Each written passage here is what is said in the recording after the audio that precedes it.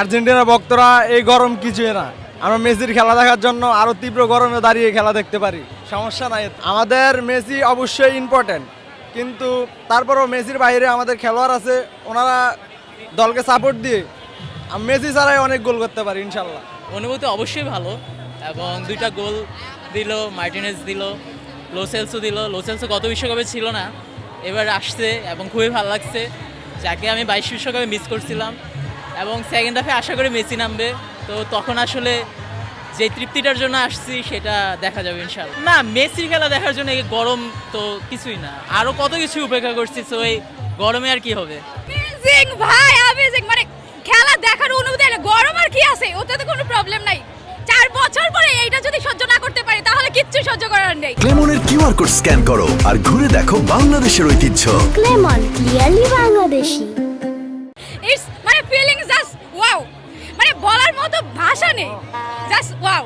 একটু কি আজকে জিতে যাক, মানে আর মেসি নামক দেখতে পারবেন, আরো কি মজা হয়। এই গরমে কিচ্ছু হবে না কারো, লাইক 4 বছর পরে তো এটা আমরা মেনে নিতে পারবো, অ্যাডজাস্ট করে নিতে পারবো, প্রবলেম নেই আমাদের। অনুভূতি অস্থির, 4 বছর পর এই সুযোগ আসে, খুব এক্সাইটেড, খুবই ভালো লাগছে, খুব মজা লাগছে। ইয়ে, খেলা দেখতেছে, খুব ভালো লাগতেছে। কারণ হচ্ছে মেসি, তাই এখানে মেসির জন্য, দেখার জন্য, মেসিকে মেসির একটা গোল দেখবো বলে আমরা সবাই আসছি। অনেক ভালো, আর হচ্ছে মেসি যে গোল দেয় সেই জায়গাটা আরো ভালো, মেসির জন্যই সবাই আসছে, ওনার গোলটা দেখার জন্য। না একদমই না, আমরা যে ঘাইমা যদি মেসির কাছে এটা কিছুই না, মেসিকে দেখতে আসছে, আমাদের ফিলিংসটাই আলাদা।